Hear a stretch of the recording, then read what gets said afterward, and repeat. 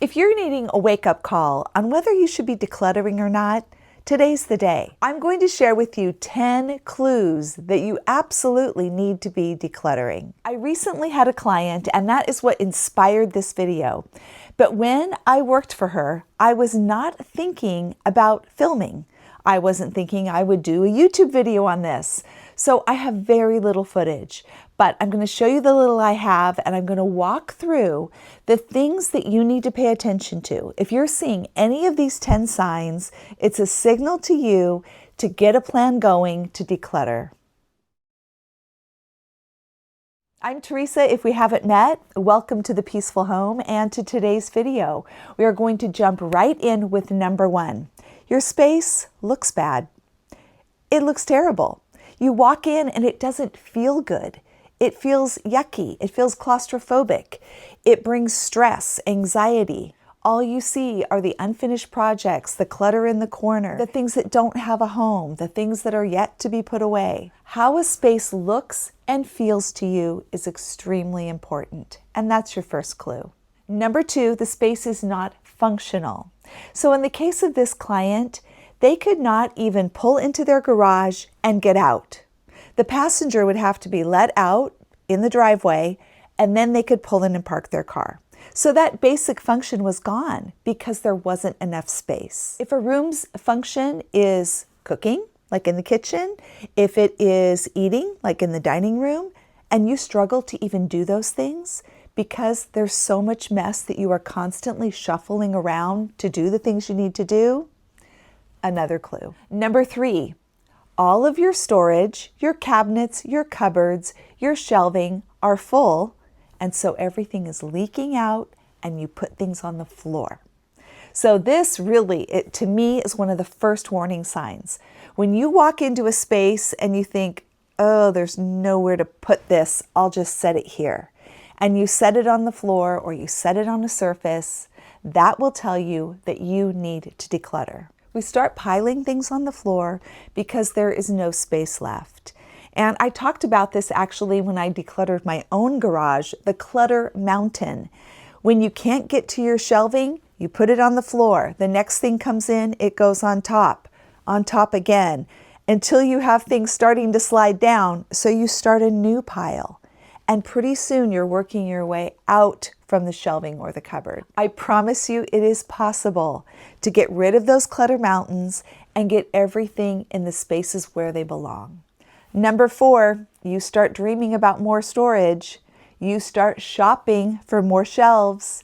You start looking at bins and organizing things. My clients had already purchased 2 extra storage shelves. And I told them I don't think we'll be needing this. They didn't believe me, but in the end, they were not needed and they could be returned. Number 5, you start letting shopping for new organizing stuff be the hit of dopamine that you're looking for rather than actually decluttering. So you go ahead and you buy all that stuff and it feels good. It feels like you're doing something. You're making progress when you are actually making no progress. And if you actually put those shelves or cupboards up, you are contributing to the problem because yes, you may get your stuff off the floor, but these shelves have to go somewhere. This is where people begin floating shelves in the middle of a room, even if it's off to the side, because all of the wall space is taken. Do yourself a favor. Get your good emotions from actually tackling the job and doing some decluttering. Number 6, you can't see what you have. My client had multiple things wrapped up to be safe, but in bags and boxes where they had no idea what was inside. There were a lot of fun surprises, but there were also things that were brand new that they had purchased years previous but couldn't find. And at this point, they didn't need it anymore. And so there was a lot of stuff going out. I'm going to show you at the end how much these clients donated. When you can't see what you have, when there are no labels, it is time to go through it. It's time for a new system. It starts by getting rid of what you no longer need. Even things that you love, but it's just too much. It's too much than you have the space for.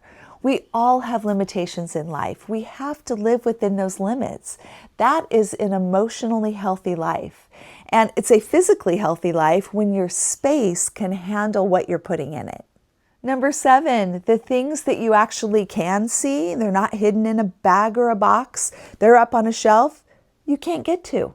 You cannot get to it without clawing your way through the rubble and getting a ladder, and it's just craziness. It's too much. This is another sign that it's time to get rid of things. Number 8, things that you truly love, things that you need and want, things that you are looking for, you can't find. You can't access. And when you can get to them, they're often dusty or even worse, damaged. Over the years, I have seen clients throw out multiple items that were never used but got broken in all of the cluttery mess. Number 9, you do not have clear space limits.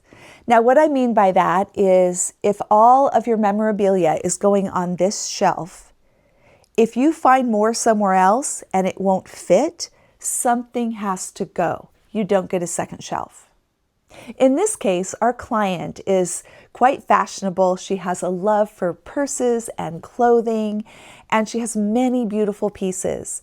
But as she would get something new, it would just get added to piles.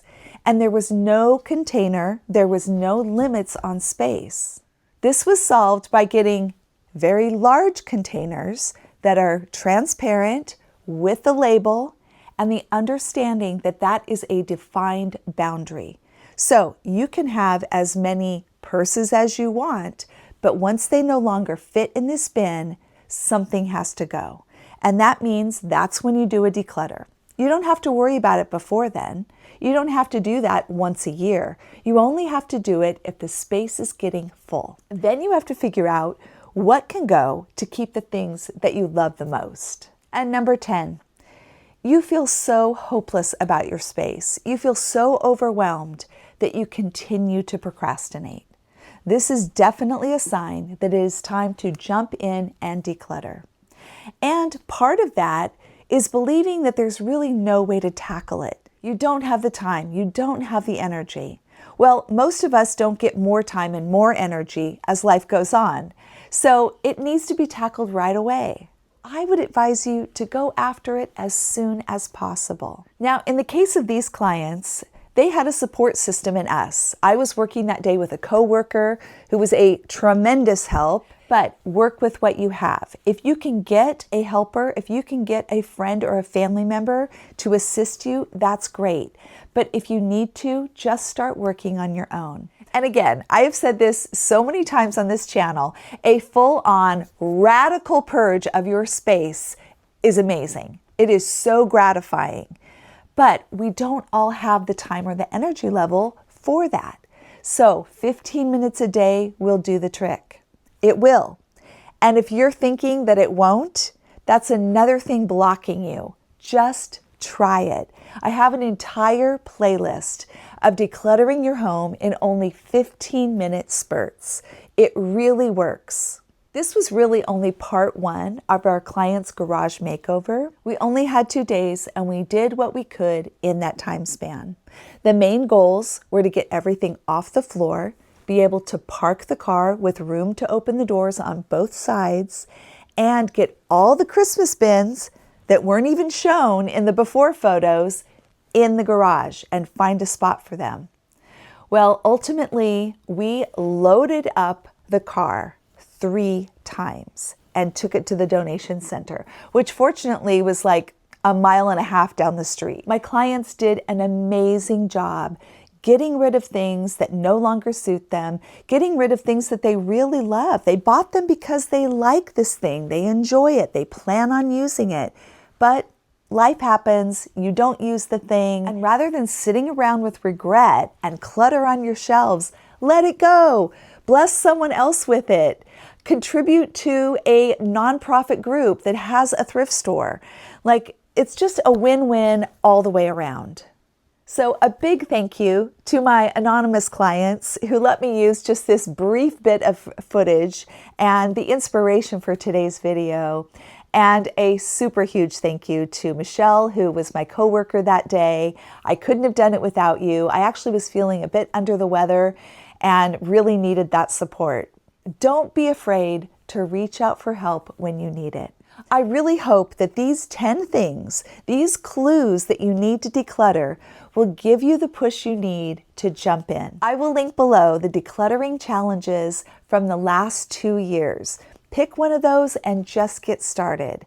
The 2025 one is the 15-minute one, and that's the best place to start if you're new at this and you only have short bits of time. I would love to hear your thoughts in the comments below. Thank you for joining me today on The Peaceful Home. Have an amazing day.